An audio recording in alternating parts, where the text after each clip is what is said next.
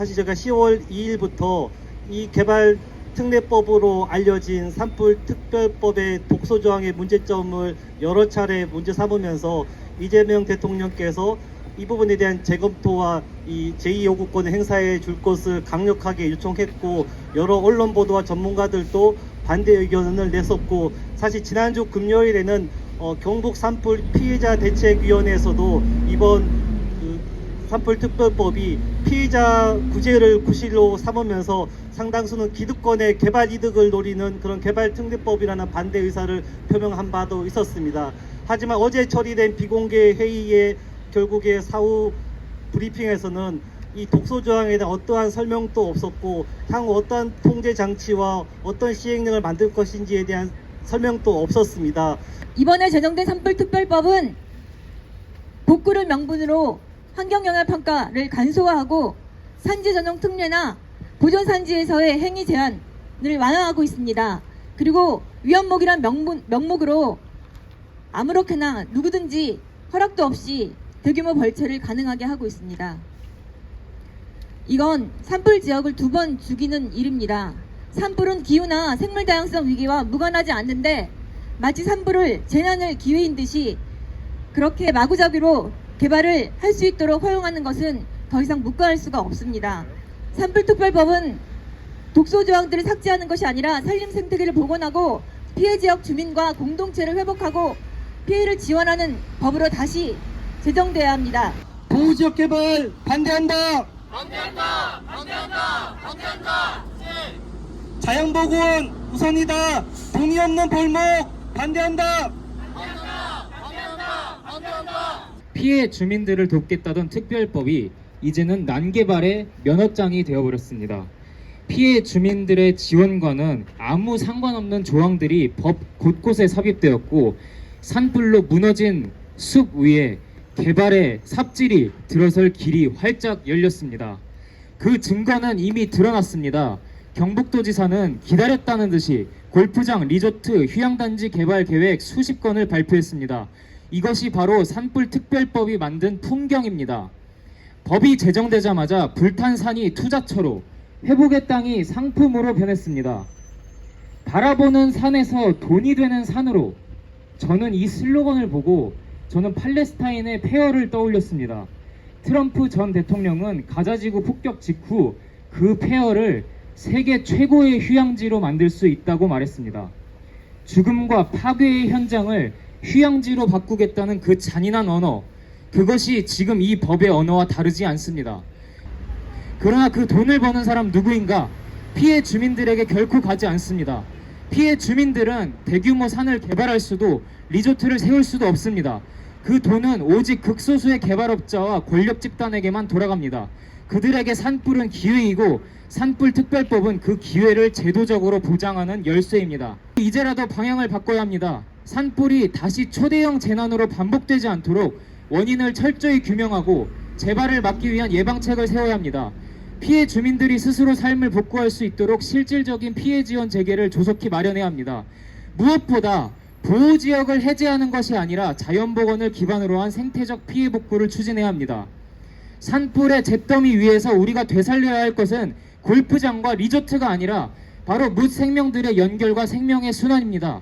숲이 회복되어야 인간의 삶도 회복됩니다. 산불 복구는 개발 면허가 아니다. 산불특별법 공포 규탄한다. 규탄한다! 규탄한다! 규탄한다! 피해 주민대책위원회는 안동, 의성, 청송, 영덕, 영양 5개의 지역의 연합대책위입니다. 이 대책위에서 발표한 내용은 산불특별법이 산불 피해 주민 대책위의 눈물 어린 투쟁과 활동으로 마련된 법인데, 실질적인 복구와 보상을 기대했는데 주민들은 법안 내의 산림 투자 선도 지역 선정과 같은 조항들이 난개발을 부추기고 환경적인 우려, 주민 갈등을 유발할 수 있는 그런 기득권의 개발 논리가 들어가 있어 기만적인 행위라고 밝히고 있으며, 피해 주민의 절박함을 개발 논리의 방패막이로 삼지 말라는 그런 요구를 했습니다. 그 마지막에 4가지의 요구사항이 있는데요. 특별법의 시행령은 조속히 마련되어서 실질적인 지원이 지체 없이 이루어져야 한다는 것이고, 두 번째는 시행령 설계 과정에서 환경단체 등의 단체들과 피해 주민의 의견이 반영된 지속적인 협의 구조가 마련되어야 된다. 그리고 세 번째는 생존과 생태는 상충되는 가치가 아니라 공존과 존중의 원칙 아래 함께 지켜야 할 공동의 책무임을 인식하고 법의 취지가 왜곡되지 않도록 시민사회는 끝까지 감시할 것이다. 마지막으로 향후 시행령 마련 및 집행 과정에서 산불 피해 주민 대책위는 기득권의 이익 실현을 위한 왜곡 시도에 맞서서 단호하게 싸울 것이며 지속적인 의견을 개진하고 요구에 관철해 나갈 것이라는 성명서를 낸 바 있습니다. 산불특별법은 피해 주민 지원이라는 미명 아래 각종 개발 특례를 포장해 담고 있습니다. 30조는 산림 소유자의 동의 없이 위험목 제거 사업을 시행할 수 있도록 해 사유재산권과 생태적 회복권을 침해하고 있습니다. 55조는 민간 사업자에게 토지를 수용하거나 차용할 수 있도록 허용하고 피해자 토지 수용을 간소화 강제할 수 있어 주민 재산권 침해 소지가 높습니다. 56조, 57조는 보전 산지의 행위 제한과 보호구역 지정 해제를 가능케 하여 생태계 파괴의 위험을 높이고 있고 제재 규정이 있으나 집행 실효성이 매우 약합니다. 60조는 골프장, 리조트, 호텔, 관광단지와 같은 사업을 공익사업으로 둔갑시켜 각종 인허가를 일괄 의제하고 환경영향평가 심의기한을 45일로 단축해 검토 절차를 무력화시키고 있습니다. 결국 이 법은 피해 회복이 아니라 지자체의 개발 드라이브를 위한 패스트트랙으로 작동할 위험성이 큽니다. 독소 조항들이 결합하면 산불 피해 지역의 피해 복구가 민간 투자 활성화 신속 개발에 치우쳐져 결국 생태 보건과 주민 권익은 뒷전으로 밀려나게 되고 대규모 난개발로 빠르게 전환될 것이 자명합니다. 산불특별법 독소 조항을 삭제하는 법 개정을 강력히 요구하는 바입니다. 복구의 속도보다 복원의 질, 투자의 규모보다 주민의 권리, 편의보다 투명성이 먼저 우선되어야 합니다. 부추기는 산불특별법 공포규탄 기자회견. 개발 특례조항 개정과 난개발 차단 시행령 제정을 촉구한다. 산불 피해 지역과 전국 131개의 시민 환경단체의 반발에도 불구하고 10월 21일 국무회의에서 경북, 경남, 울산 초대형 산불 피해 구제와 재건을 위한 특별법이 대통령 재가를 거쳐 의결되었다. 산림 보호와 피해 주민의 회복이라는 국가 책무를 저버린 것이며 결과적으로 난개발을 방조한 것이다. 그간 산불 피해 지역과 전국의 시민 환경단체는 이 법안의 구조적 결함과 난개발 우려를 표하며 이재명 대통령의 제2요구권을 요구해왔다. 산불특별법은 피해 주민 지원이라는 명분 아래 각종 개발 특례를 포장해 담았다. 법 41조부터 제61조까지는 사실상 산림 투자 선도지구 개발 패키지라고 불러도 무관하다. 골프장, 리조트, 호텔, 관광단지 같은 사업을 공익사업으로 둔갑시켜 각종 인허가를 일괄 의제하고 환경영향평가 심의기한을 45일로 단축해 검토 절차를 무력화한다. 심지어 제55조는 민간사업자에게 토지를 수용하거나 사용할 수 있도록 허용하고 제56조, 57조는 보전 산지의 행위 제한과 보호구역 지역 해제를 가능케 한다. 제30조는 산림 소유자의 동의 없이 위험목 제거 사업을 시행할 수 있도록 해 사유재산권과 생태적 회복권을 침해한다. 이 법은 피해 회복이 아니라 지자체의 개발 드라이브를 위한 패스트트랙으로 작동할 가능성이 크다. 시도지사가 선도지구를 지정하고 같은 시도지사 산하심의위원회를 통해 스스로 승인하는 구조다. 법안 발의와 통과를 주도한 더불어민주당 이미혜 의원은 관계부처 협의와 산림청 심의, 주민 의견 수렴 절차를 의무화했으니 난개발을 불가능하다라고 주장했지만 현실은 정반대다.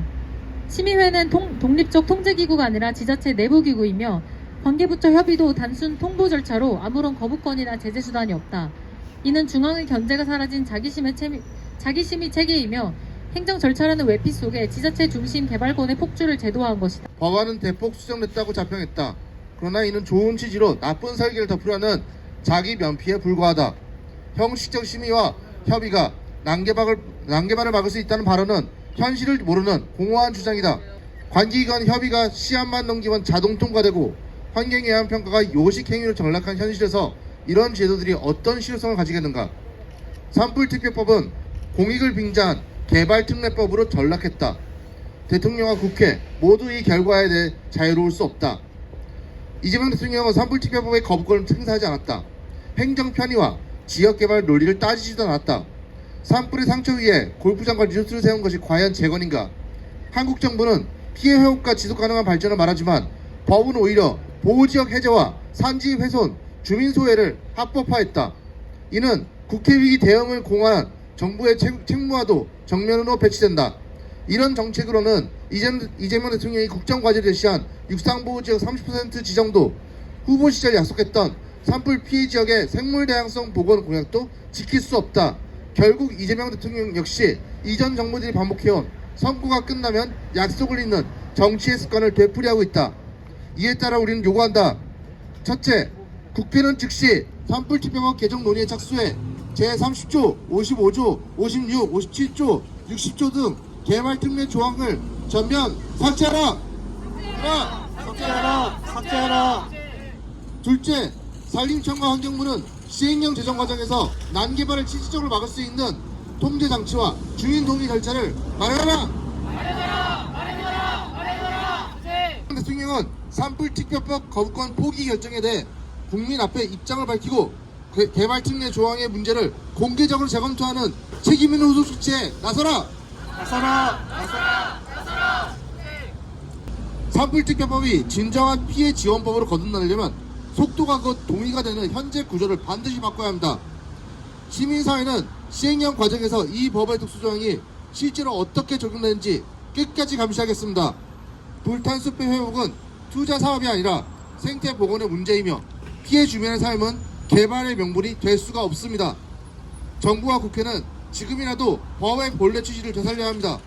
산불특별법을 진짜 회복과 재건의 법을 만들 기회는 아직 남아있습니다.